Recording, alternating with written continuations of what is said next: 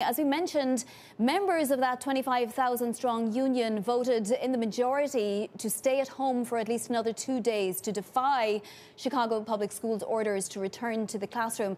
Does the AFT stand 100% behind the Chicago union?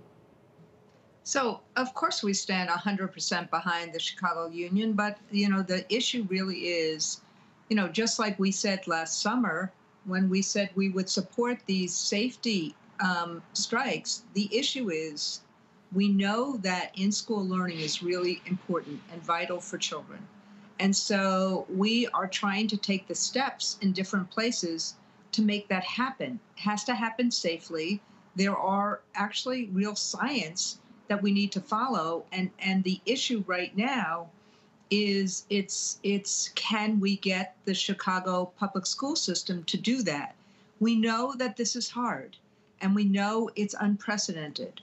But if New York City can do that, if Boston can do that, what we're trying to do is get these major school systems to understand that safety, you have to do logistics with safety being paramount, rather than what normally happens in school systems, which is we just figure it out as we go along. In this case, with a pandemic, 400,000 people dead, 25 million people infected, we have to actually follow the safety protocols to minimize the risk to educators and bus drivers and school secretaries as we try to reopen schools. So how do we avert a strike Wednesday then? Given what you said, it seems perfectly reasonable that any one teacher wouldn't want to go into the classroom.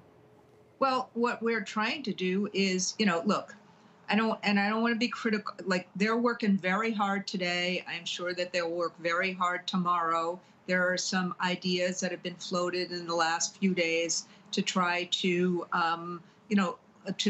try to make things safe.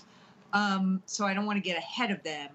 But these capacity issues should have been thought out for the last 3-4 months. I'm not saying it's easy, but there's a lot of time to try to plan for these logistical issues. And they shouldn't be planned for when only because the Chicago educators took a vote that says that our safety is really important.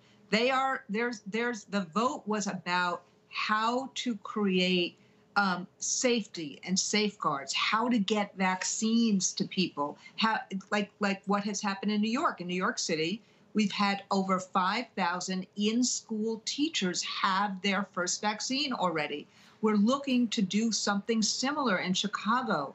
Teachers are a priority in terms of vaccines. So it's vaccines, it's the mitigation efforts that we've talked about forever. It's the testing that, that the head of the Rockefeller Foundation and I talked about in an op-ed this week. And yes, frankly, because there's still a pandemic, we have to protect those who are at risk or have family members at home who are at risk. So that reasonable accommodation is important too. So it's these 4, basic areas. And as I said, it's not easy, but this capacity, if we really want to get kids in school safely, we have to make it safe for the educators. We're still in the middle of a pandemic with a new variant.